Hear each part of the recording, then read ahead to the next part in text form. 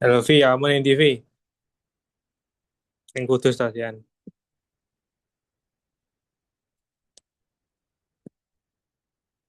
Masih. Jadi Kudus. Sampai kapan? Sampai tanggal 3 Terus habis itu nanti. Jakarta. Ngapain? Ngapain lagi lah?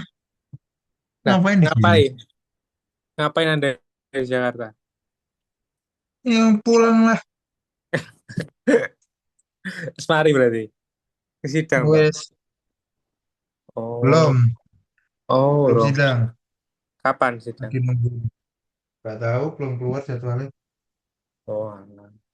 Sidangnya online. Yes. Wena, Pulang night. wena. Iya dong, emang di kafe. Emang di kafe. Ya, disyukurin aja. Santai kok aku ya. Yes. Gila. Alah, kamu di Kediri atau di Malang lah? Atau di gunung lah?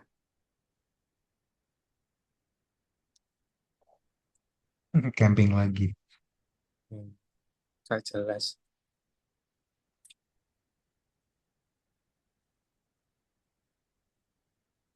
Alhamdulillah. Di tempat potong rambut lah. Astagfirullah. Wis sadar saya ning kono berarti Bi. Masih. Gugano. Warahmatullahi wabarakatuh. Alhamdulillah. Alhamdulillahillazi hadana li hadza wa ma kunna linahtadiya laula an hadanallah. Asyhadu an la ilaha illallah wahdahu la syarika lah wa asyhadu anna Muhammadan abduhu wa rasuluh la nabiyya wa la rasula ba'dah. Ya alhamdulillah ya, senantiasa terucap daripada lisan kita ya ucapan syukur ya. Sekaligus pujian ya dalam kalimat yang luar biasa alhamdulillahirabbil alamin. Semoga senantiasa Allah menambah nikmatnya dan kita membuktikan yang terbaik daripada syukurnya ya. Salat serta salam juga kita aturkan kepada uswah hasanah kita Nabi Allah Muhammad sallallahu alaihi wasallam yang atas perjuangan beliau kita bisa merasakan nikmatnya iman, Islam dan semua turunannya bahkan juga perjuangan gitu ya. Semoga kita bisa beritiba dengan itiba yang paling utama bukan yang sederhana dan laikan sebagai umat beliau mendapatkan syafaatnya. Begitu juga terima kasih dan salawat juga ya.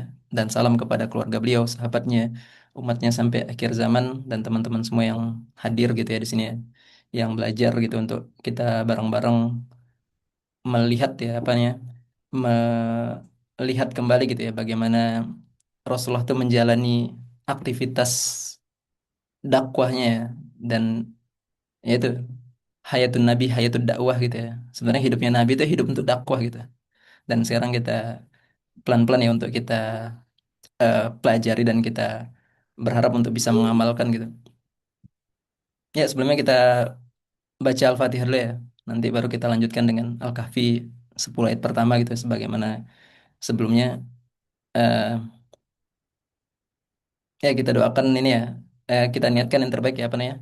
Semoga atas forum kita ini diberikan keberkahan, kelancaran dan Allah senantiasa tunjukkan kita jalan mm, jalan terbaik gitu ya, yaitu jalan para nabi ya, termasuk yang Rasulullah lewati gitu ya. Mudahan kita bisa meneladani dengan baik dan kita doakan juga untuk semua kaum muslimin ya, semoga Allah berikan keberkahan, dilancarkan setiap urusannya, diberikan kesabaran gitu ya dan teman-teman semuanya gitu. Kita baca Al-Fatihah. Al-Fatihah. A'udzubillahi minasyaitonirrajim. Bismillahirrahmanirrahim. Alhamdulillahirabbil alamin.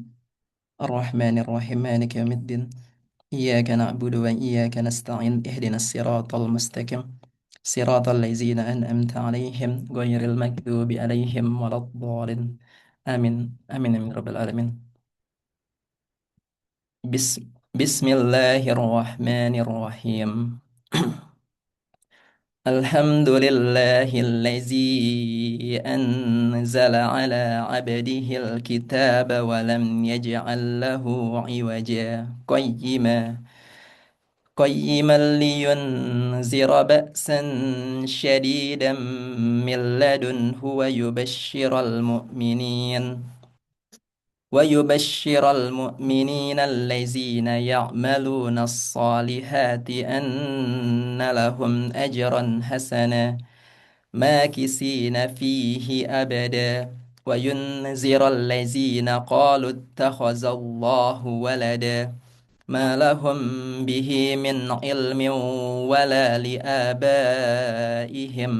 كبرت كلمة تخرج من أفواههم إن يقولون إلا كذبا فلعلك باخع نفسك على آثارهم إن لم يؤمنوا بهذا الحديث أسفا إنا جعلنا ما على الأرض زينة لها لنبلوهم أيهم أحسن عملا وإنا لجاعلون ما عليها صعيدا جرزا أم حسبت أن أصحاب الكهف والركيم كانوا من آياتنا عجبا إذ أوى الفتية إلى الكهف فقالوا ربنا آتنا من لدنك رحمة وهيئ لنا من أمرنا رشدا Sadaqallahul azim wa sadaqa rasul karim. Ya, Allah marhamna bil Quran waj'alhu lana imama wa nura wa huda wa rahmah. Ya, semoga ini ya atas apa yang kita baca ya Allah senantiasa terima, dan doa kita yang terakhir ya Allah senantiasa juga bimbing gitu ya langkah-langkah kita ya.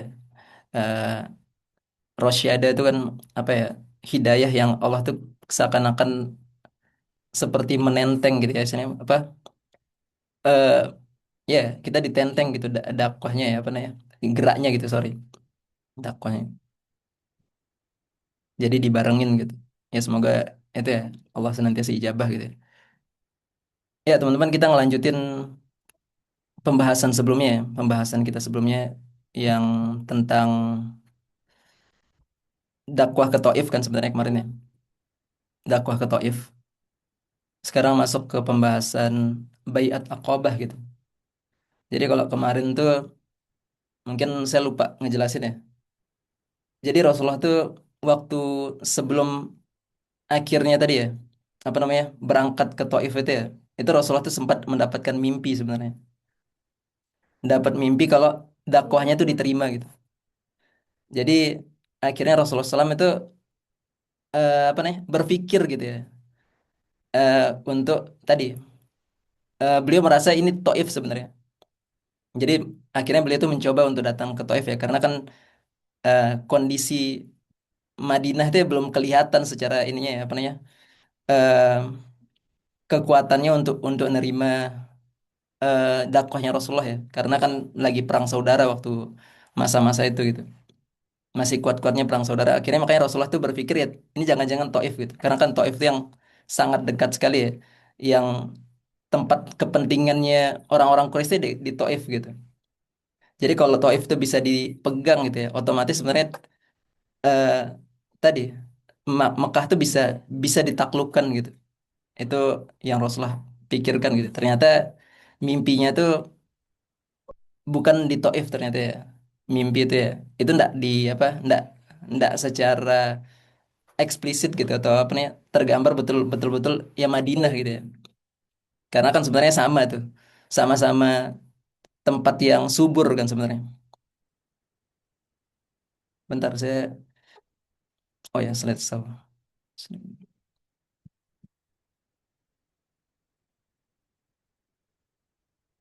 Ya, spesifikasi tempatnya hampir sama sama sama Madinah sebenarnya. Makanya Rasulullah berpikir, oh, jangan-jangan Taif gitu. Nah, kemarin juga kalau teman-teman ngikutin misal waktu kajiannya Ustadz Alif gitu ya, di apa namanya, di Abdullah Permata Jingga gitu ya. Itu dikatakan ada salah satu petingginya Taif gitu ya, yang sampai berkata tuh, ini kalau betul-betul Allah tuh menurunkan sesuatu gitu ya, itu dia tuh pasti bakal memilih dua orang gitu. Aku atau em, siapa namanya, ayahnya ini ya, Khalid bin Walid ya, apa, Walid bin Mughirah gitu ya. Makanya kan dikatakan di surat Az-Zukhruf itu, wa qalu laula nuzzila hadzal Qur'an ala rajulin minal qaryataini azimin. Mereka berkata, mengapa Al-Quran ini tidak diturunkan kepada pembesar dari salah satu dari dua negeri ini ya, antara Mekah dan Taif gitu.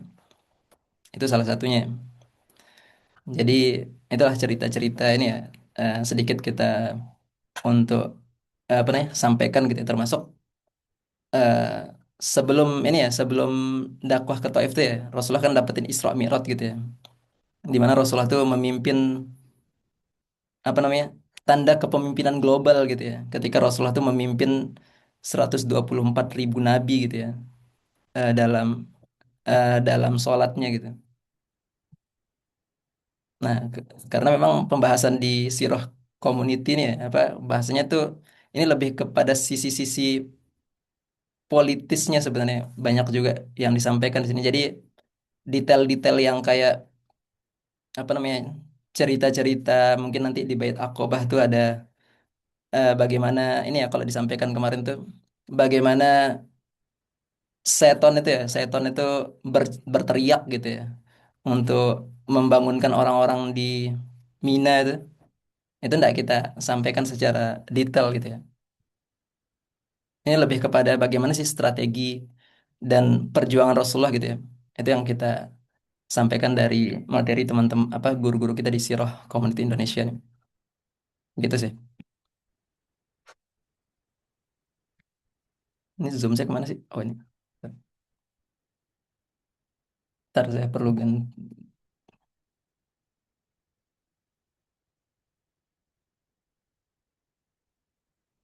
Lain untuk Hilmi.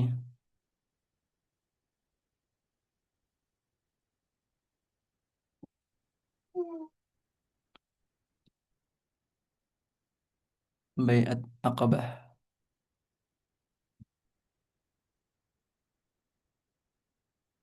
Sip. Kelihatan ya? Hmm. Aman, Mas. Ya, jadi ini ya, Baiat Aqabah, kunci hijrah dan gerbang Madinah. Jadi Baiat Aqabah nih ya, itu sebagai peristiwa kunci lah kalau bisa dibilang ya, yang memungkinkan terjadinya hijrah Rasulullah SAW itu ya dari sini nih. Jadi kalau nggak ada Bait Aqobah nih, ya hijrah tuh nggak bakal terjadi gitu ya. Yang mungkin kita dapetin juga tahun baru Hijriyah gitu ya. Ini luar biasanya kuncinya di sini nih, dari Mekah ke Madinah ya hijrah itu kan. Jadi tanpa Bait Aqobah, hijrah kaum muslimin tuh ya hampir mustahil terlaksana sebenarnya. Peristiwa ini merupakan titik balik ya dakwah Islam tuh atau bahkan titik tolak kalau bahasa kita ya. Eh, itu dari fase tertindas menuju fase kekuasaan sebenarnya di sini. Dan ini bakal disampaikan sebenarnya beberapa riwayat gitu ya, yang dari Ibnu Ishaq sebenarnya banyak disampaikan nanti di sini, yang dirangkum oleh Ibnu Hisham gitu ya dalam Sirah Nabawiyah tentang peristiwa Bayat Aqobah ya. Itu banyak nanti dari Ibnu Ishaq sebenarnya. Jadi itu mencangkup peristiwa-peristiwa dari awal hingga dampaknya terhadap sejarah Islam itu disampaikan bakal kita bahas ya. Tapi sedikit ya, kita nggak betul-betul ngebahas semuanya sebenarnya. Jadi ini penting sekali ya Bayat Aqobah nih ya. Jadi gimana sih kronologinya ya Bayat Aqobah, kunci hijrah dan gerbang Madinah. Dakwah kepada kabilah-kabilah Arab. Jadi dakwah Rasulullah SAW ya, itu ke semua kabilah Arab sebenarnya. Ketika em, setelah ini ya, setelah pemboikotan itu Rasulullah tuh udah mulai untuk dakwahnya tuh bukan lagi kerana individu gitu ya. Kerana individu biasa maksudnya. Jadi Rasulullah tuh udah ngelirik tuh sukunya langsung untuk mencari kekuatan namanya tolabun nusrah lah kalau bahasanya. Jadi Rasulullah SAW tidak hanya berdakwah kepada Quraisy tetapi juga kepada kabilah-kabilah Arab dari luar Mekah, di mana memang di musim haji ya itu dimanfaatkan sebagai sarana strategis dalam lintas kabilah gitu karena kan disitulah tempat berkumpul kan ya musim haji itu. Dan di sini ada kesaksian yang dikutip dari Ibnu Ishaq ya lewat apa namanya dirangkum sama Ibnu Hisham gitu. Salah satu riwayat dari seorang sahabat Nabi ya. Eh, siapa? Rabi'ah bin Abbad Ad-Dalil itu bagaimana Rasulullah itu ditunjukkan gitu ya, datang kepada tenda-tenda kabilah di Mina gitu. Kala itu aku masih remaja gitu, disampaikan sama Rabi'ah ya.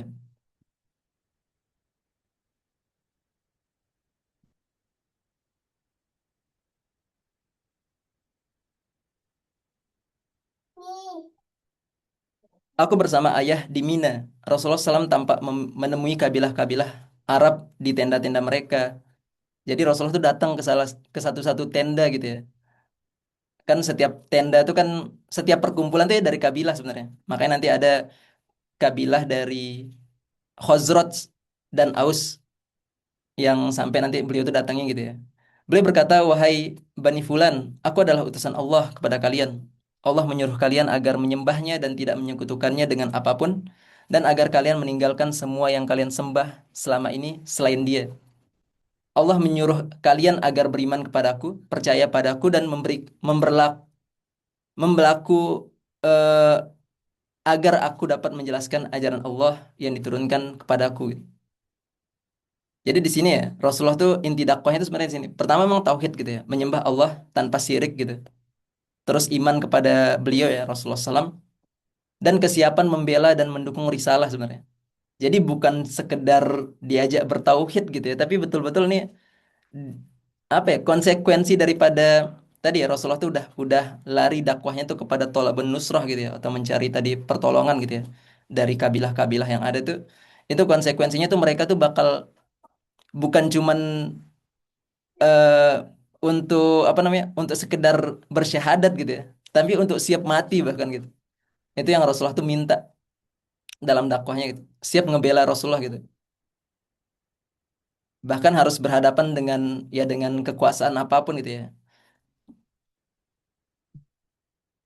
jadi menerima Islam berarti siap berkorban bukan hanya mengganti keyakinan ya itulah yang ditawarkan jadi sejak tahun keempat kenabian sebenarnya keempat kenabian dakwah dilakukan secara terbuka ya kepada individu dan kelompok kan kalau apa namanya kan ada tiga tiga tiga tiga empat gitu ya kalau ini ya 3 tahun pertama tuh eh, apa namanya taskif wa takwin terus 3 tahun selanjutnya tuh udah tafaul mal ummah gitu ya sampai nanti di 3 tahun selanjutnya tuh diboykot gitu jadi awalnya sebenarnya Rasulullah tuh masih dakwah ya individu sebenarnya masih dakwah datengin individu-individu yang ada gitu ya waktu di eh, apa namanya 3 tahun pertama dan masuk kepada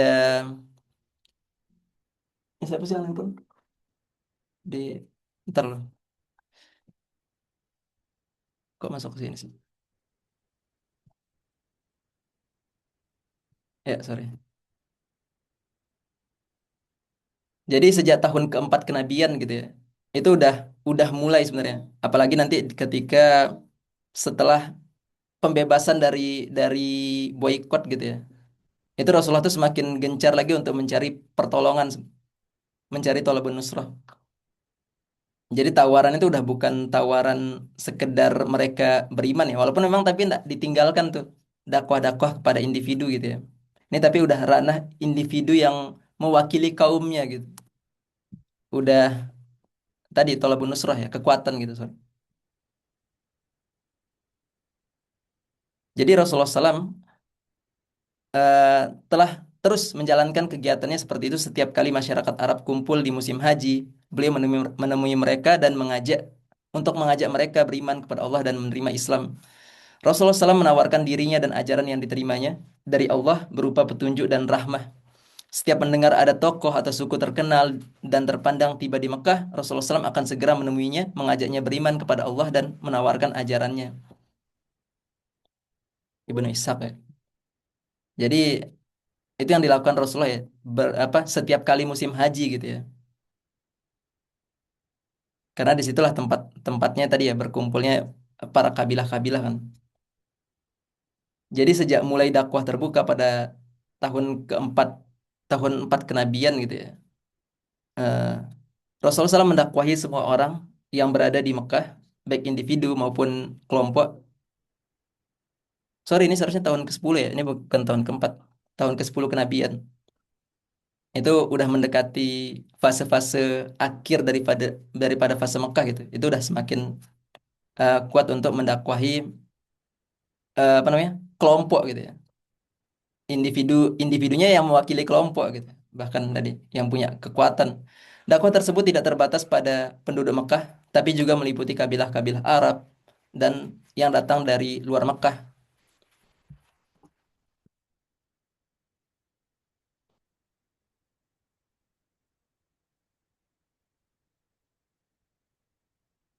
Jadi pusat dakwah dan pelindung Rasulullah itu sebenarnya apa namanya? Inti dakwahnya Rasulullah ya. Secara yang dibawa di tahun ke-10 itu ya. Jadi Rasulullah menawarkan bahkan gini apa? Siapa yang mau menampungku dan membelaku agar aku dapat menyampaikan risalah Tuhanku, baginya surga gitu. Itu yang Rasulullah sampaikan gitu ya. Man yu'min man yu man yu'wini man yansuruni hatta uballigho risalati rabbi falahul jannah. Jadi itu tawarannya Rasulullah tuh. Siapa yang bersedia menampungku, siapa yang siap membelaku agar aku dapat menyampaikan ajaran-ajaran Tuhanku dan dengan begitu dia akan mendapatkan surga. Itu yang terus beliau lakukan mendatangi setiap setiap kabilah gitu. Nah, banyak yang menolak tuh kan.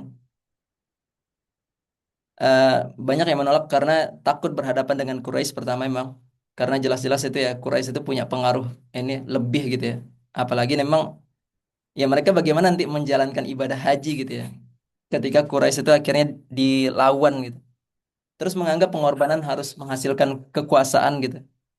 Makanya mereka tuh bilang, nanti setelah setelah ini nih kami dapetin apa nih ketika nolong nolong engkau Muhammad gitu. Apakah kami yang akan melanjutkan kekuasaan gitu? Tidak kata Rasulullah kan. Jadi seakan-akan kayak gitu. Mereka tuh pengen tadi ya. Ini seakan-akan kekuasaan yang bisa apa ya diwariskan begitu saja gitu ya. Padahal kalau dalam Islam itu kan kekuasaan itu ya tadi memang milik umat gitu. Tapi kedaulatan kan memang milik Allah gitu ya. Jadi memang diserahkan kepada umat bukan eh, apa namanya untuk memilih penguasanya memang jelas gitu ya. Tapi bukan pewarisan ya. Pewarisan tidak terjadi gitu. Jadi terikat perjanjian geopolitik dengan kekuatan asing gitu juga ada yang kayak gitu ya. Sampai mereka tuh mikir-mikir lagi nih. Kalau lawan Quraisy mungkin masih masih mending nih. Tapi kalau lawan Persia gitu ya, itu gimana gitu. Makanya itu banyak penolakan-penolakan lah yang terjadi. Nah kalau kita lihat ya secara siapa aja sih yang sebenarnya Rasulullah dakwahi gitu ya. Rasulullah datangi gitu. Jadi Ibnu Syihab Az-Zuhri dan narasumber lainnya ya, menyebut nama sejumlah kabilah yang didakwahi Rasulullah SAW, antara lain Bani Amir bin Sa'sa'ah, Muharib bin Kashafah, Fazarah, Gosan, Murrah, Hanifah, Sulaim, eh, Abbas, Bani Nasr, Bani Baqa, Kindah, Qalab, Haris bin Ka'ab, Uzrah, dan Hadorimah gitu ya. Jadi pada kenyataannya kabilah-kabilah tersebut didakwahi pada waktu yang berbeda ya. Jadi memang beda-beda tuh tempatnya. Tepatnya sejak mulai dakwah terbuka pada tahun eh, 10 sebenarnya. Tahun 10 ya, sorry. Ini bukan tahun keempat kenabian ya. Tahun ke-10 gitu. Dakwah terbuka tuh tadi memang udah menyasar gitu ya. Dakwah terbuka tuh menyasar individu tapi di tahun ke-10 setelah setelah apa pemboikotan gitu ya. Itu udah menyasar kekuatan nusrah gitu ya. Yang kita harus tekankan berkali-kali gitu. Jadi target dan tujuan dakwah kepada kabilah-kabilah Arab ya, pada awalnya terbatas menawarkan Islam dan mengajak mereka untuk beriman kepada Allah. Awalnya gitu. Tapi sekarang tuh ini udah menjadi apa ya? Rasulullah tuh minta pertolongan gitu ya. Minta dilindungi gitu dakwahnya, siap untuk ngebela Islam gitu. Jadi Rasulullah SAW baru mengubah target dakwah kepada kabilah-kabilah Arab di luar Mekah setelah keluar dari pemboikotan dan fokus mencari alternatif pusat dakwah, mencari titik tolak gitu ya untuk dakwah. Jadi cari pusat lainnya selain Mekah. Maka kala itu target beliau selain mengajak masuk Islam adalah menawarkan agar mereka siap menjadi pusat baru dakwah Islam dan membela Islam dari setiap penentang terutama Quraisy. Nah ini salah satu yang tadi ya yang kita sampaikan ya. Bagaimana percakapan Rasulullah gitu.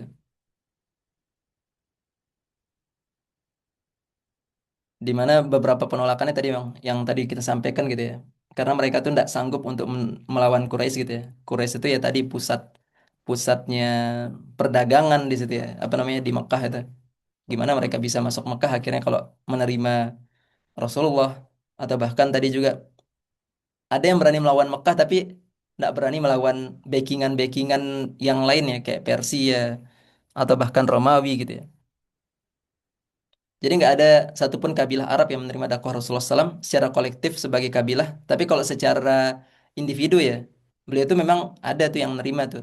Berjumpa dengan suku Khazraj dan Yastrib nanti kalau secara suku ya. Kalau individu ada memang yang lainnya. Sejumlah faktor menjadi alasan penolakan kabilah itu tadi memang apa namanya eh, menerima Islam dan melindungi Rasulullah SAW berarti harus berhadapan langsung dengan Quraisy, paradigma jahiliyah yang tadi yang seakan-akan ini investasi kekuasaan gitu, atau kondisi geopolitik kabilah Arab yang berbatasan dengan kekuatan asing itu yang jadi pertimbangan yang lumayan berat bagi mereka ya menerima Rasulullah SAW. Nah ini apa namanya? Jadi kan kalau bahasanya ya sebenarnya kan Rasulullah itu sebelum sebelum beliau ini ya beliau hijrah gitu. Itu Rasulullah kan sempat meminta kan sebenarnya sama Allah itu dalam yang disampaikan di surat Al-Isra itu ya, Rabbi adkhilni mudakhala sidiqin wa akhrijni mukhraja sidiqin waj'alni min ladunka sultanan nasira. Dan di ayat ayat selanjutnya itu dibalas ketika penaklukan Mekah itu luar biasa sekali itu. Bagaimana digambarkan ya kalau nanti di tafsir Ibnu Katsir tuh teman-teman bisa baca tuh. Apa sih maksud daripada ayat itu ya? Ketika Rasulullah tuh minta ya Allah masukkan gitu ya ke tempat yang baik gitu ya dan keluarkan juga di tempat yang baik dan berikanlah kekuatan dari sisimu ya pertolongan gitu.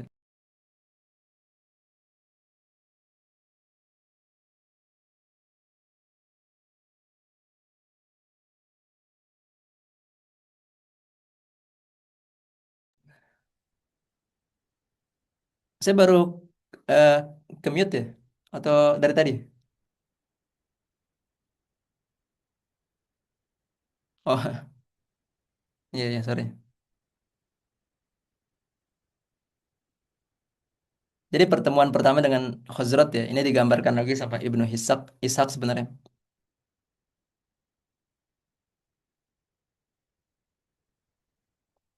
Jadi ketika Allah Subhanahu wa taala eh, Azza wa Jalla hendak menunjukkan agamanya, menguatkan nabinya, dan menunaikan janjinya. Rasulullah SAW menghadiri musim haji yang mempertemukannya dengan sekelompok Ansor. Ansor tuh Khazraj dan Aus ya. Jadi kalau di sini tadi digambarkan Khazraj sebenarnya ada orang Aus juga sebenarnya. Saat berada di Aqabah, Mina, beliau berjumpa dengan beberapa orang Khazraj yang dikehendaki Allah menerima curahan kebaikan gitu. Jadi ya lagi-lagi inilah kehendaknya Allah ya. Kita tuh cuman bisa berupaya gitu ya teman-teman ya. Yang menggerakkan yang menggerakkan dakwah kita tuh ya itu Allah sebenarnya. Kita cuma bisa mengupayakan yang terbaik gitu ya. Ya mastata'tum gitu dalam setiap urusan kita gitu. Semua cara kita coba nanti ujung-ujungnya tadi Allah yang nanti menghadirkan orang-orang yang memang mau menerima gitu ya. Kan kayak gitu sebenarnya. Nah, ini bentuk daripada luar biasanya Rasulullah gitu ya, konsisten gitu. Beliau sendiri memang yang datengin gitu ya. Karena penting sekali memang di masa musim haji ini ya, biar enggak terjadi apa namanya? Enggak kejadian ini ya, apa namanya? Mencurigakan gitu ya. Karena kan memang orang tuh lagi fokus-fokusnya haji itu ya banyak sekali kan kegiatan-kegiatannya. Jadi Rasul tuh memang datang malam-malam gitu. Kalau digambarkan kan Aqobah itu kan sesuatu yang tinggi sebenarnya, sesuatu yang menanjak gitu ya. Emang tempatnya di Mina tuh ada bukit lah. Bahkan dulu ada Masjid Aqobah gitu katanya ya. Tapi ya tadi emang itu bukan bukan menunjukkan itu tempat Aqobahnya ya. Kalau memang masih ada gitu. Emang tempat rahasia kalau bahasnya mungkin yang disampaikan sama Ustadz Alif waktu di kajian Isra Mi'raj kemarin ya. Tempat yang rahasia gitu. Tapi tempatnya memang di Mina, di Mina. Di mana tempat ya orang-orang menggelar tenda-tenda kan sebenarnya.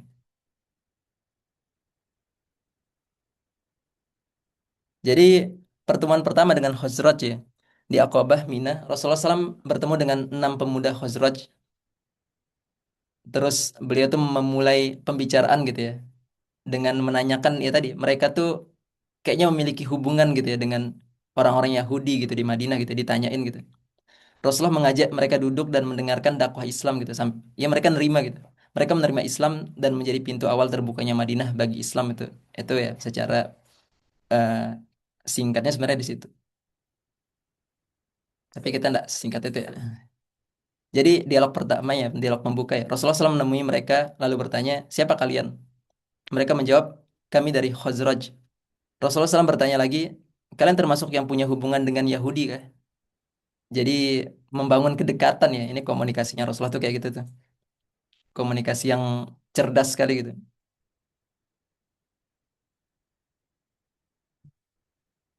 Jadi mengangkat isu yang sangat dekat dengan realitas mereka gitu ya. Hubungan mereka Madinah sama orang-orang Yahudi gitu. Kan orang-orang Yahudi ini kan secara ya, mereka tuh kan ini apa namanya? Sering menyampaikan tentang isu-isu kenabian, wahyu dan agama yang sudah lama gitu ya, yang mereka dengar apa yang mereka sampaikan gitu. Jadi ada maklumat lah, orang-orang Khazraj ini punya maklumat dari orang-orang Yahudi gitu ya. Sehingga ketika Rasulullah SAW berbicara tentang wahyu dan kerasulan, pesan itu langsung langsung connect tuh, langsung tersambung dengan pengalaman atau maklumatnya mereka gitu ya. Ini strategi komunikasi yang menunjukkan kecerdasan Rasulullah SAW dalam menyampaikan dakwah ya, secara kontekstual gitu. Jadi kalian termasuk yang punya hubungan dengan dekat dengan Yahudi, Mawali al-Yahud. Mereka menjawab benar. Rasulullah SAW melanjutkan, apakah kalian bersedia menerima duduk bersama untuk menyampaikan bersama untuk aku menyampaikan sesuatu gitu. Mereka menjawab silahkan gitu. Jadi Rasulullah menawarkan diri gitu ya. Dan orang-orang yang inilah apa namanya orang-orang yang pintar tuh ya itu sebenarnya apa ya mereka tuh tidak takut gitu maksudnya tidak takut untuk diskusi gitu. Itulah menunjukkan luar biasanya orang-orang ini ya Ansor itu ya. Mereka tuh siap diskusi itu dan mereka tuh bakal siap juga menerima kebenaran yang ada gitu. Jadi pengalaman interaksi mereka dengan Yahudi itu ya tadi ya, yang membuat isu kenabian terasa familiar gitu. Orang Yahudi yang sering menyebut gitu ya, akan datang nabi terakhir yang mengalahkan orang-orang Arab. Jadi ketika Rasulullah SAW menyampaikan kerasulan itu, mereka tuh langsung apa namanya, eh sangat apa namanya, sangat memahami gitu ya, betul-betul eh, punya semangat tinggi gitu ya mungkin ya bahasanya ya, untuk mendengarkan gitu. Jadi materi pertemuannya ya, Rasulullah SAW waktu ketemu sama 6 pemuda Khazraj gitu. Sama seperti materi dakwah yang biasa disampaikan Rasulullah SAW dalam ketika ketemu kabilah-kabilah yang lain sebenarnya. Ada 3 tema besar yang disampaikan, yaitu mengajak masuk Islam, menjelaskan ajaran Islam, dan membacakan Al-Quran gitu. Terus menjelaskan bahwa Al-Quran bukan syair atau sastra ya, melainkan wahyu ilahi gitu. Mereka meyakini bahwa ajaran ini benar dan bersumber dari langit gitu ya. Itu orang-orang pintar tuh bakal bakal kayak gitu ya. Secara orang-orang yang betul-betul ya mustanir kalau mungkin bahasanya itu ya betul-betul ngelihat dengan dalam gitu ya itu bakal mendapatkan kan 3 hal sebenarnya dalam Islam tuh memuaskan akal, menenteramkan hati sama sesuai dengan fitrah manusia gitu.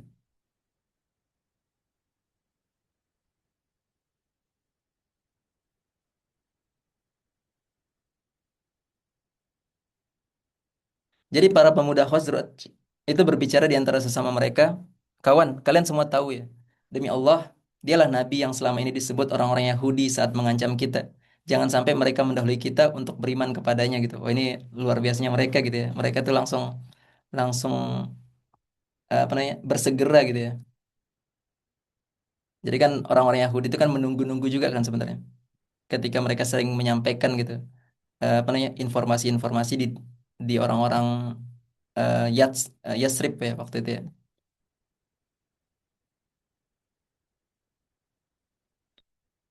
Apa kalau bahasanya tuh eh,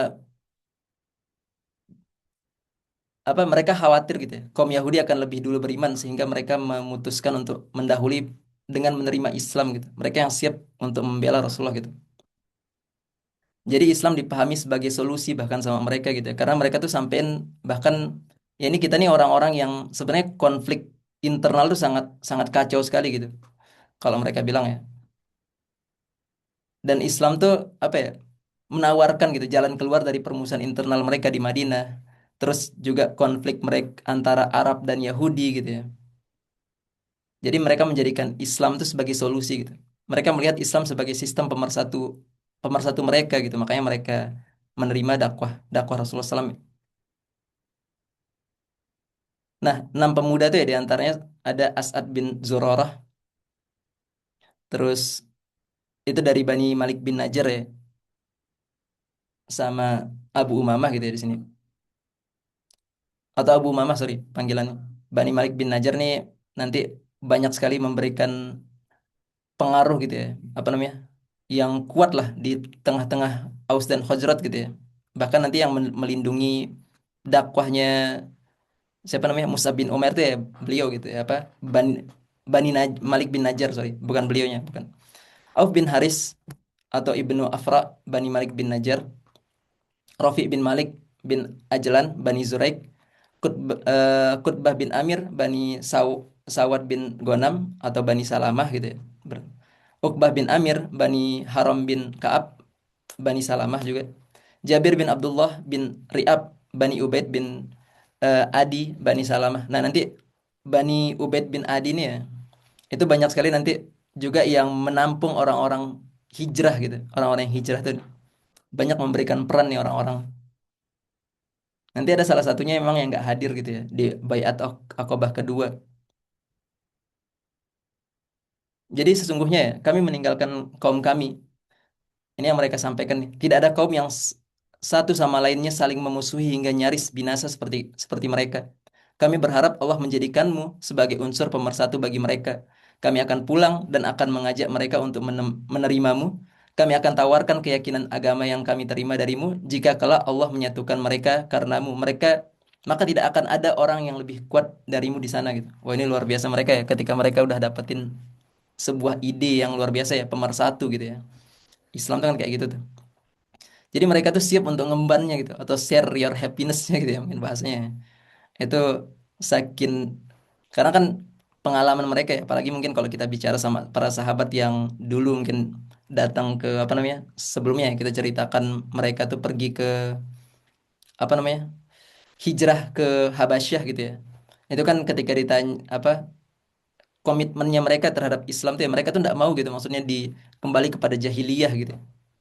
Bahkan dilemparkan ke dalam kobaran api itu lebih lebih mau gitu daripada harus kembali kepada jahiliyah ya. Karena udah merasakan perbedaannya gitu ya antara jahiliyah sama Islam gitu.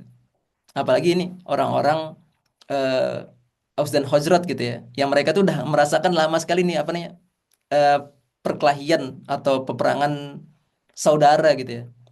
Mereka tuh kayak ngerasa mati sia-sia gitu selama ini gitu maksudnya. Tapi kalau kita mati karena yang engkau bawa nih, wahai Muhammad gitu ya, membawa Islam nih, kami wah itu lebih kayaknya lebih lebih mulia gitu ya, mati mati dalam keadaan membela sebuah ide gitu ya dibanding harus tadi atas dasar asobiyah kan kayak gitu kan sebenarnya orang-orang Arab tuh ya sebelum Islam datang gitu. Jadi kalau bisa dibilang ini juga ndak ada keterangan yang jelas sebenarnya. Itu sebenarnya pertemuan mereka tuh berapa kali gitu ya. Karena nggak mungkin sebenarnya sekali gitu. Pasti beberapa kali lah sampai akhirnya menang apa betul-betul menancap gitu ya. Apalagi kan waktunya kan terbatas ya kalau cuma semalam gitu. Dan ini memang pertemuan rahasia sekali gitu. Pertemuan tidak hanya sekali, tetapi berlangsung beberapa hari di Mina pada musim haji itu tidak tahu berapa ya. Memang tidak ada belum didapati keterangan gitu ya. Tapi kalau diperkirakan antara 3 sampai 4 hari gitu. Karena jamaah haji hanya menetap sebentar sebenarnya di Mina kan. Jadi selama itulah Rasulullah memperkuat pemahaman Islam kepada mereka gitu. Itu kalau ini kalau diperkirakan gitu ya. Dan mereka tuh tadi dengan apa namanya dengan percakapan mereka tuh siap menjadi duta Islam gitu yang ngebawa Islam gitu ya di tengah-tengah kaum mereka gitu agen dakwah atau pelopor pelopor perubahan gitu karena mereka tuh udah memahami ide itu dengan baik gitu memahami bahwa dakwah bukan hanya tugas Rasulullah SAW tetapi kewajiban setiap muslim gitu orang-orang yang bersyahadat tuh ya tadi konsekuensinya tadi mereka tuh harusnya memang men-share gitu ya apa yang dia dapati gitu ya terkait Islam nih gitu makanya kan harus betul-betul kita tuh mencari kebenaran tuh dengan ini ya, bukan ngikut-ngikutan gitu. Bahkan harapan mereka tuh luar biasa tuh. Harapan mereka kepada Rasulullah SAW ya. Kami berharap Allah menjadikanmu sebagai pemersatu kaum kami gitu. Karena eh, ya pertentangan tadi yang kita bilang ya, saling bermusuhan, nyaris binasa gitu ya. Karena faktor asobiyah dan sebagainya itu. Nggak memiliki pemersatu gitu. Nah ini perannya sebenarnya pemimpin tuh di sini nih. Mereka tuh siap menjadikan Rasulullah itu sebagai pemimpin mereka gitu. Jadi kalau kita bicara juga dengan kronologi lah ya, bahasanya Baiat Aqobah nih ya. Aqobah pertama nih. Itu pertemuan pertama memang ini yang tadi ya, pertemuan pertama itu di musim haji tahun ke-11 kenabian gitu. Itu pertemuan pertama tadi yang mereka ketemu sama 6 orang nih. Nah, nanti Baiat Aqobah itu sebenarnya Baiat Aqobah pertama itu ya, itu baru nanti di tahun ke-12-nya, di tahun selanjutnya. Jadi memang jaraknya tuh 1 tahun gitu. Baru nanti di tahun selanjutnya tahun ke-13 itu Aqobah kedua sebenarnya. Jadi berjarak setahun, setahun gitu. Makanya kan mereka tuh akhirnya pulang kan ya. Pulang setelah haji di tahun ke-11 itu. Jadi bahkan kalau bisa dibilang gitu ya, bagaimana mereka tuh eh, tadi siap menjadi duta Islam gitu ya. Share your happiness gitu, share happiness gitu ya. Mereka tuh dalam waktu 1 tahun itu ya, itu Islam tuh menyebar ke seluruh pemukiman Madinah gitu. Jadi mendatangi mungkin setiap setiap ini ya, setiap rumah-rumah tuh didatengin gitu. Itu udah tersebar tuh pembicaraan tentang Islam, tentang Muhammad. Jadi bahkan tidak ada satu kampung Ansor pun yang tidak mengenal Islam. Wah ini kita gimana nih? Mereka aja cuman ketemu sama Rasul tuh cuman 4 kali mungkin ya kalau tadi kita analogikan ya. Kita tuh berkali-kali dapat pemahaman terkait Islam tuh tapi enggak ada satupun orang yang kita dapat untuk ini ya mungkin ya. Atau bahkan maksudnya malu kita untuk menceritakan itu kan lucu sebenarnya. Jadi tidak ada satu rumah Ansor pun kecuali di sana disebut nama Rasulullah SAW gitu. Jadi mereka tuh cuma dapetin sebagian gitu ya. Atau apalagi nanti kalau kita cerita terkait siapa ya namanya siapa Abu Zar Al-Ghifari gitu ya, yang bahkan bisa mengislamkan satu kampungnya gitu ya, kampung kampung Jambret gitu ya bahasanya. Itu kan luar biasa tuh. Cuman ngebawa satu ayat bahkan kan. Jadi 6 orang tuh langsung aktif gitu, menyiarkan dakwah Islam di sana. Islam menyebar dengan cepat hingga di setiap pemukiman di Madinah ada yang memeluk Islam gitu. Mereka juga merekrut dan mempengaruhi tokoh-tokoh Madinah lain terutama dari Aus. Keberhasilan ini mendorong terjadinya Baiat Aqobah pertama. Akhirnya, sorry, yang tadi ya, yang pertemuan pertama memang orang-orang Khazraj. Di Baiat Aqobah pertama inilah yang nanti adanya orang-orang Aus gitu ya. Di mana dikatakan eh, falam eh, tabaqa darun min duri al-ansari illa wa fiha zikrun min Rasulillah sallallahu alaihi wasallam. Tidak satu pun pemukiman Ansor melainkan nama atau ajaran Rasulullah SAW disebut di sana gitu. Itu bahkan diriwayatkan ya Ibnu Hisham.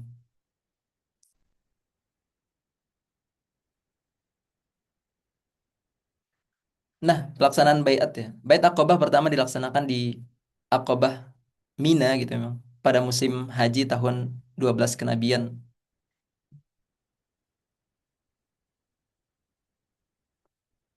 Di mana pelaku baiat Aqobah adalah 12 tokoh muda Madinah ya. Mereka meliputi 2 kelompok besar Madinah yaitu suku Khazraj dan Aus.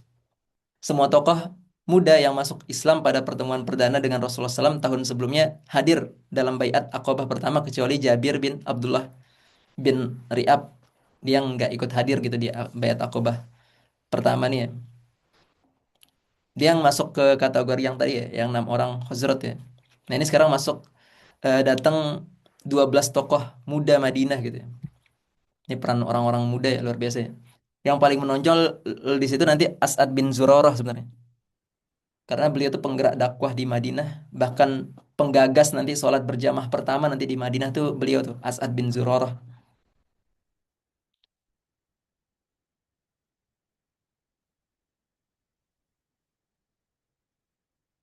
Di mana data para pembaiat ya? Ini di sini, sorry. Ada Muaz bin Al Haris, Zakwan bin Abdul Qais, Ubadah bin As-Samit, Yazid bin Salabah, Al Abbas bin Ubadah, Abu Hasaim bin At-Tayyihan, Uwaim bin Sa'idah. Itu dari bani-baninya ya. Ada Bani Malik bin Najjar, Bani Zuraik, yang apa? Terus Auf, beberapa ini ya, data para pembaiat yang bertambah tadi. Kan tadi sebelumnya ada 5 orang, bertambah 7 orang gitu. Makanya jadi 12 ya. Nah, dampak baiat Aqobah pertama gitu ya. Baiat Aqobah pertama itu disebut juga baiat Nisa, bahkan berisi komitmen terhadap seluruh ajaran Islam tanpa unsur kesiapan jihad gitu. Itu untuk Nisa. Kenapa dikatakan ini ya, apa namanya? Bahkan sebagai baiat Nisa gitu ya.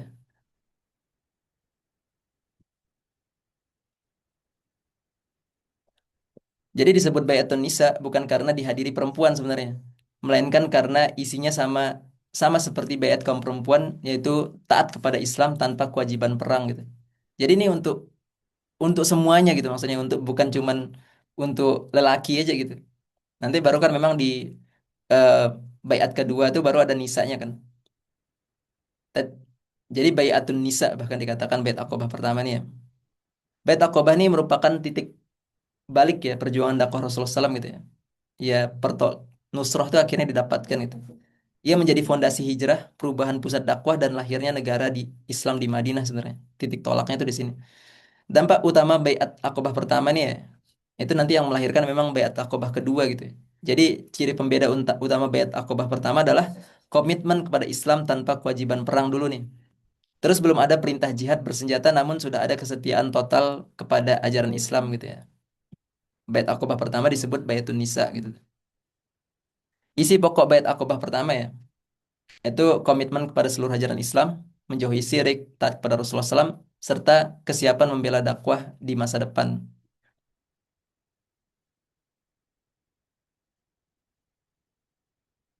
Nah, Rasulullah SAW mengutus juru dakwah gitu ya, pertama di Madinah gitu ya, sebagai musrif pertama lah bahasanya mungkin. At- Juga atas permintaan tokoh-tokoh Madinah gitu memang sebagai apa namanya bentuk ya tadi Rasulullah itu memang apa namanya eh tadi apa namanya ketika orang-orang Madinah itu membutuhkan gitu ya dan udah memang terikat tadi ya. Itu Rasulullah langsung mengutus memang Mus'ab bin Umair gitu ya. Jadi Mus'ab bin Umair itu nanti bekerja sama sama 12 orang yang berbaiat itu ya untuk penetrasi langsung gitu di apa di Madinah gitu ya, penyebaran Islam di sana. Secara strategis kepentingan Mus'ab adalah memastikan Madinah siap menjadi pusat alternatif dakwah Islam. Tapi aktivitas utama Mus'ab selama di Madinah adalah mengajar sebenarnya, jadi musrif gitu. Di Madinah Mus'ab dipanggil sebagai Al-Mukri.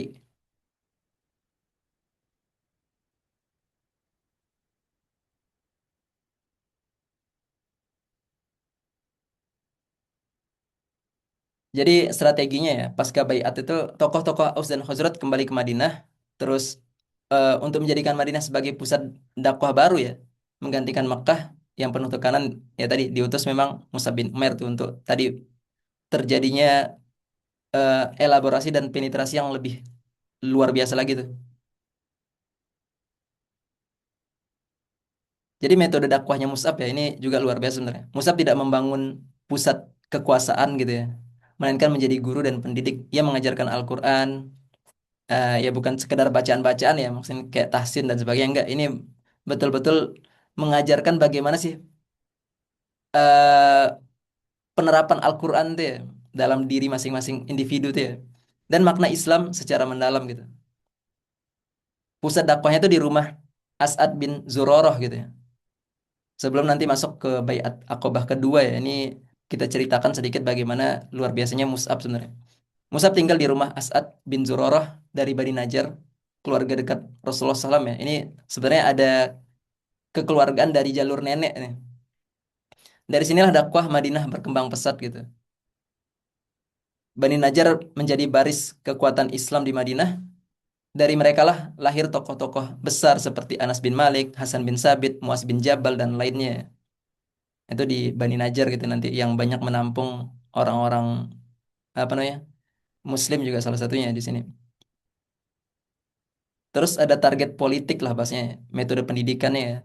Tujuan besar Musab adalah menyiapkan Madinah sebagai pembela Islam. Namun caranya adalah pendidikan bukan konfrontasi gitu kalau bahasanya di sini. Yang disampaikan sama guru kita ya. Apa Ustadz apa Ustadz Asep. Jadi keberhasilan dakwahnya Mus'ab tuh ya dalam 1 tahun ya, Islam menyebar di hampir seluruh rumah di Madinah lagi, semakin kuat lagi ya. Tokoh besar seperti Sa'ad bin Mu'az dan Usaid bin Hudair masuk Islam gitu ya.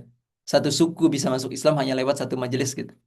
Jadi kan ini yang menariknya kan dia tuh ngatur strategi gitu sama 12 orang tuh ya untuk ketemu sama dua tokoh ini gitu ya. Ketika satu tokoh tuh nerima, akhirnya satu tokoh ini bantu lagi untuk proses selanjutnya kepada Sa'ad bin Mu'az ya. Ini yang kan Sa'ad bin Mu'az nih yang kita dapetin sejarahnya ya. Itu arsnya Allah tuh bergetar gitu ketika dia meninggal gitu ya. Karena dia yang punya kekuasaan yang langsung menyerahkan kekuasaan itu kepada Rasulullah gitu. Nanti dia masuk kepada Baiat Aqobah kedua gitu ya. Jadi dia tegas sekali disiplin, ditaati sama kaumnya gitu ya. Jadi ketika Rasulullah SAW mengutus Mus'ab itu kan udah banyak tuh datengin orang-orang gitu ya. Terus ada yang menawarkan gitu. Usaid bin Hudair tuh ketika ketika dia udah di apa udah nerima gitu ya dakwahnya Mus'ab itu langsung ditawarin pergilah kepada dua orang itu larang mereka larang mereka mempengaruhi kaum kita gitu. Ini Usaid bin Hudair itu mempengaruhi saat sorry untuk datengin Mu'az gitu ya. Dia udah nerima Islam tuh Usaid. Jadi saat bertemu Mus'ab gitu ya. Setelah Usaid masuk Islam karena mendengar bacaan Al-Quran, saat sendiri datang dengan marah, tombak di tangan gitu ya. Namun Mus'ab itu tidak membalas dengan emosi gitu. Ia berkata dengan tenang gitu, duduklah dan dengarkan. Jika engkau suka, terimalah. Jika tidak, kami akan pergi gitu. Ini membangun akad di awal gitu ya. Bahkan sebenarnya kalau teman-teman debat dan sebagainya itu juga kayak gini sebenarnya. Harus ada akad-akad di awal dulu nih biar biar ndak kemana-mana tuh debat dan diskusinya gitu ya. Saat setuju, Musa membacakan ayat Al-Quran dari surah Yusuf gitu ya. Saat itu wajah Sa'ad tuh berubah gitu. Hatinya tersentuh. Dan dia bertanya bagaimana cara masuk Islam. Musa menjelaskan bersahadat gitu. Jadi komunikasi yang mengubah sejarah tuh ya kayak gini ya. Dengan ketenangan gitu ya. Sampai akhirnya saat itu ngomong gitu ya. Nggak lama gitu ya. Langsung menemui kaumnya gitu. Dikumpulkan kaumnya. Wahai Bani Abdul Asyal. Bagaimana kedudukanku di mata kalian gitu. Dia nanyain dulu nih tentang kedudukannya dirinya gitu ya. Mereka menjawab, engkau pemimpin kami, paling kami percaya gitu. Maka saat berkata, kalau begitu ketahuilah aku tidak akan berbicara dengan seorang pun dari kalian sampai kalian beriman kepada Allah dan Rasulnya gitu. Jadi hanya dengan satu ketegasan itu ya dan wibawanya itu ya, itu seluruh kabilahnya itu masuk Islam dalam 1 hari gitu. Jadi cuman dalam satu majelis gitu ya dari sama Mus'ab gitu. Itu salah satu luar biasanya apa namanya? Duta-duta Islam itu dalam menyampaikan Islam penuh ketenangan gitu. Nah, menuju Baiat Aqobah kedua, Musa berhasil menyiarkan dakwah di Madinah, banyak tokoh-tokoh besar dan masyarakat yang masuk Islam gitu ya, termasuk Sa'ad bin Mu'adz tadi dan Usaid bin Hudair, dua tokoh Bani Abdul Asyal dari Aus. Madinah dipastikan siap menjadi markas dakwah baru. Lebih 70 tokoh Madinah ya berangkat ke Mekah pada musim haji yang tahun ke-13 tadi. Berikutnya untuk berbaiat akhirnya. Nah, pelaksanaan Bait Aqobah kedua tuh ya. Kalau bisa dibilang Bait Aqobah kedua dilaksanakan di Aqobah Mina pada musim haji tahun 13 kenabian. Pelaku Baiat Aqobah kedua terdiri dari 70 tokoh laki-laki dan dua wanita yaitu Nusaibah binti Ka'ab Ummu Umarah Bani Najjar dan Asma binti Amru Ummu Mani Bani Salimah gitu. Nah, Nusaibah nanti perannya di perang Uhud tuh luar biasa nih nanti. Tokoh-tokoh Muslim Madinah ini datang ke Mekah bersama rombongan Madinah lainnya yang masih musyrik sehingga keberadaan dan tujuan mereka dapat disamarkan gitu. Jadi mereka tuh pelan-pelan keluar dari tenda tuh ya. kayak jalannya bangau mungkin ya, pelan-pelan gitu. Biar ndak apa membuat gaduh dan tadi ya ketahuan gitu. Dan kayaknya kalau nggak salah mungkin di bait Aqobah kedua nih ya, yang mungkin cerita terkait syaitan dia kalau nggak salah di sini. Bagaimana syaitan tuh langsung menyeru gitu ya untuk apa namanya? Untuk membangunkan orang-orang di Mina gitu ya.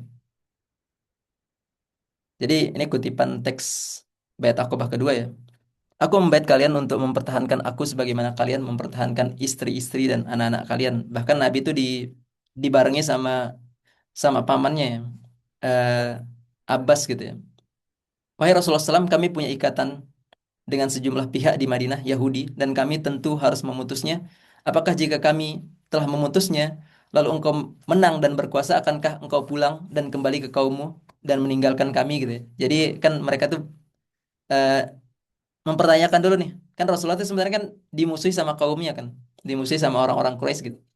Makanya beliau tuh mencari pertolongan gitu. Nanti kalau udah menang tuh gimana? Rasulullah tuh kembali nggak kepada kaumnya gitu ya. Terus Rasulullah menjawab, tidak, darahmu adalah darahku gitu. Apalagi nanti kita dapetin cerita setelah perang apa namanya? Hunain gitu ya. Itu kan lebih luar biasa lagi tuh. Kehancuranmu adalah kehancuranku, aku bagian dari kalian dan kalian bagian dariku. Aku akan memerangi pihak yang memerangi kalian dan berdamai dengan pihak yang berdamai dengan kalian. Itu luar biasanya Rasulullah gitu ya. Komitmen, membangun komitmen bersama gitu. Dampak Baiat Aqobah kedua adalah perkembangan dari komitmen Bait saat Aqobah satu, yaitu kesiapan Madinah untuk menerima kehadiran Rasulullah SAW sekaligus membelanya. Terus kesiapan membela Rasulullah SAW muncul sebagai inisiatif Madinah sekaligus sesuai dengan rencana strategi dakwah Nabi SAW. Madinah sangat paham dan siap menanggung konsekuensi Bait Aqobah kedua, yaitu Madinah menjadi sasaran bersama seluruh kabilah Arab dan bermusuhan dengan mereka ya, bahkan bukan cuma kabilah Arab gitu, bahkan nanti bersinggungan sama Persia dan Romawi gitu. Itulah luar biasanya tuh. Apa namanya? Dari bait Aqobah kedua gitu ya.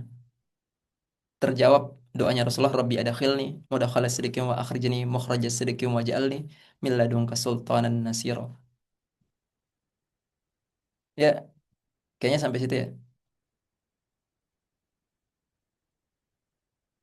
Jadi kalau tadi apa baiat Aqobah tuh jadi legal standing hijrah lah. Akhirnya hijrah tuh jadi legal itu apa dibolehkan gitu. Apa untuk para sahabat ya. Akhirnya kan setelah itu kan baru itu proses hijrah itu dimulai.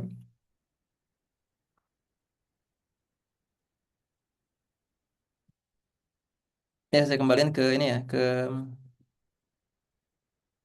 ya ke teman-teman ya. Saya sorry ndak siapin slide untuk kuisnya ya. Mungkin di share aja linknya.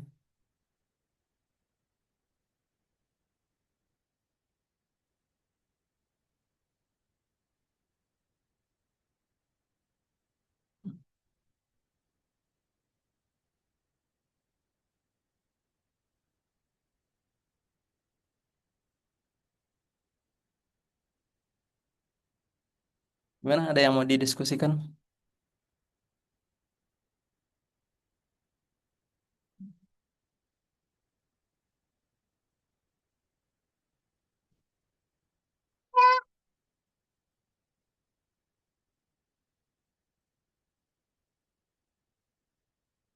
Teman-teman nanti kalau ada post test silakan bisa jawab ya buat yang rutin ngisi post testnya selama.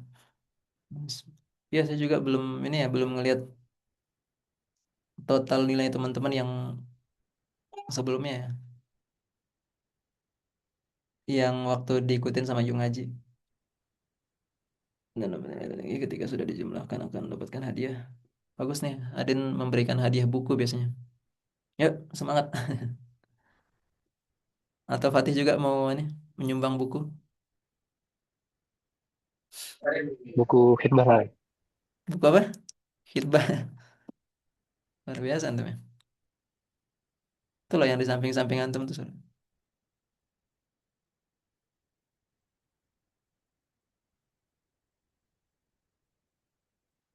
Kasih tuh. Langsung jihad gitu ya. Pistol. Tuh, Ini pistolnya siapa sih? ya Hilmi itu. Biasa ya, kelakuan Hilmi.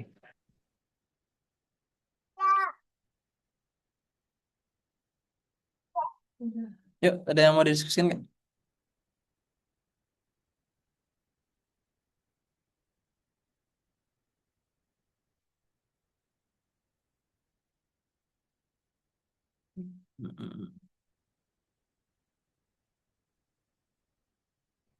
Eh, siapa ya, Mas? Mas, oh udah dikirim. Itu ya, absen post testnya tuh.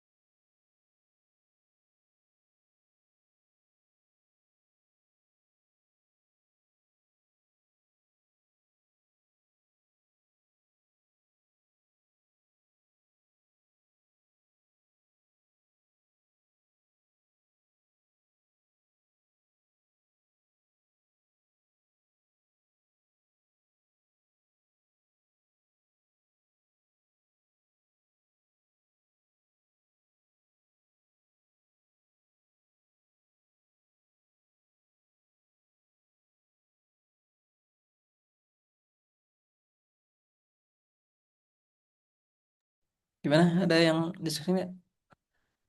Atau ada yang lagi ngetik? Mas Falah? Atau siapa? Raffi, mana Raffi? Aman Mas buat sekarang. Nah, tadi sudah cukup Aman jelas ya? juga. Belum ada Gimana? Mas. Jelas ya? Mainkan. Sudah jelas Mas.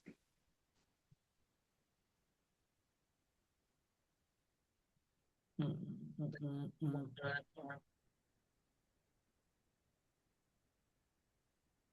5 menit dari Mbak Kiki, Mbak Asma. Hebat, ada Oni juga sini ya. Yuvika, Eva, Mbak Ayu. Kok Mas Ansori masih nganggap pembinaan sih? Saya nggak pernah bilang.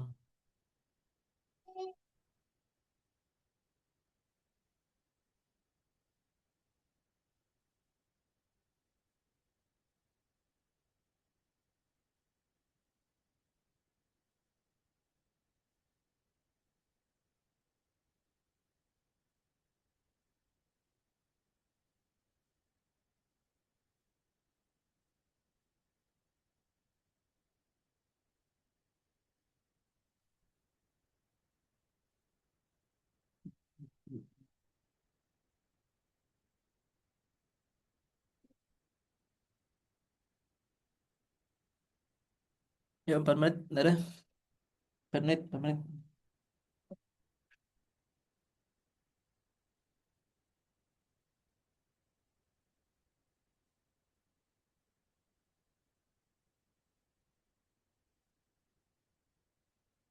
Mas Noval, Mas Noval. Syadat. Kalau ini ya, apa namanya? Kuisnya udah selesai ya? Mana ya?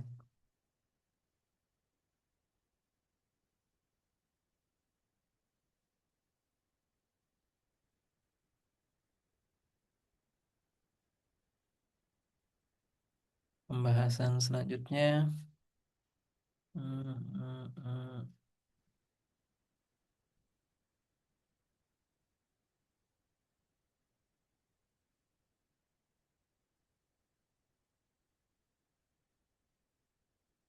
Pembahasan selanjutnya perjalanan hijrah ya.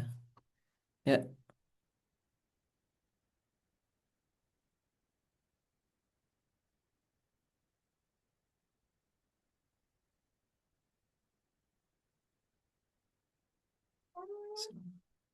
ya itu ya teman-teman ya. Jadi Baiat Aqabah tuh jadi legal standing lah untuk hijrah yang menandakan ya awal daripada tadi ya akhirnya kemenangan-kemenangan Islam tuh ya semakin semakin banyak gitu ya.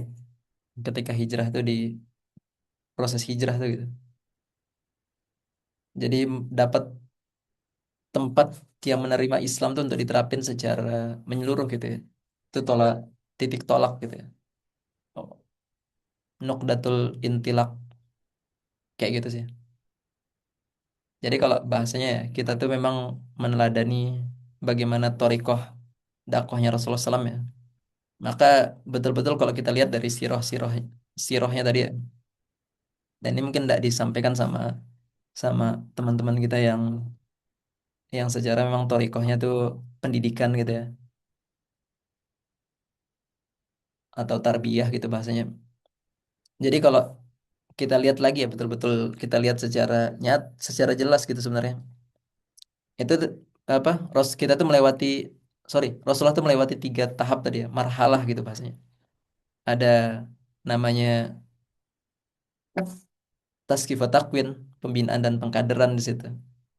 Terus ada tafa'ul mal ummah yang eh, ya tadi proses setelah tazkiyah wa takwin itu ya tafa'ul mal ummah gitu, berinteraksi gitu ya dengan umat gitu. Jadi ketika dapetin ide itu mereka tuh langsung langsung menyebarkannya gitu. Itu caranya para sahabat ya. Mereka tuh install dengan baik dulu tuh memang. Makanya kan jangan sekedar maklumat gitu ya. Terus s- yang ketiga tuh sebenarnya penerapan Islam, tatbik ahkamus syar'i gitu ya. Tapi sebelum itu tuh ya di tengah-tengah itu tuh ternyata ada yang dilewati sama Rasulullah juga ternyata ada namanya tolabun nusrah, mencari pertolongan gitu. Nah inilah 3 marhalah intinya memang tadi, tapi ada proses untuk ke titik tolak itu ya eh, namanya tolabun nusrah, mencari orang-orang yang siap memberikan pertolongan ya, orang-orang yang memberikan kekuatan gitu ya. Dan kalau kita dapetin ya Aus dan Khazraj itu orang-orang yang terbiasa dengan perang gitu. Makanya militer itu sebenarnya menjadi eh, apa ya kekuatan yang luar biasa sebenarnya kalau Islam tuh bisa sampai kepada orang-orang militer sebenarnya. Kayak gitu sih.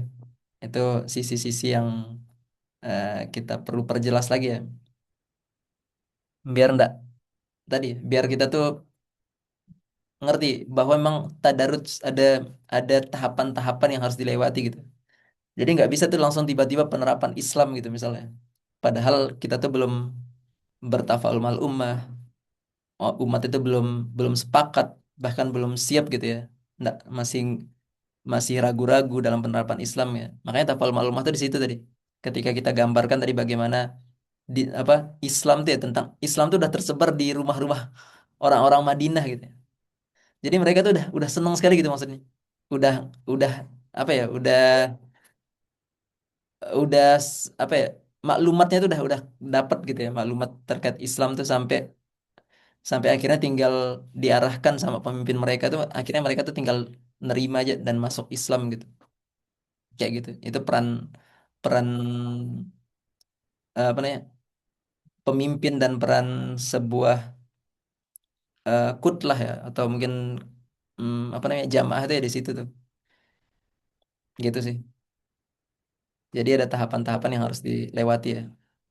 Nggak bisa kita melompat ke tahapan yang terakhir gitu. Sebelum tahapan-tahapan yang tadi itu kita penuhi dengan baik dulu. Gitu sih. Kita akhiri ya dengan hamdalah alhamdulillah rabbil alamin. Astagfirullahaladzim, astagfirullahaladzim, astagfirullahaladzim, dan dokafatul majlis. Subhanakallahumma bihamdika. Asyhadu an la ilaha illa anta astaghfiruka wa atubu ilaik. Amal tuzan salam tanapsi faghfirli fa innahu la yaghfiru dzunuba illa ant. Wallahu a'lam bishawab. Hadanallahu bikum ajmain. Ihdinas siratal mustaqim. Assalamualaikum warahmatullahi wabarakatuh. Ya, syukran ya. Waalaikumsalam warahmatullahi wabarakatuh. Terima kasih Mas.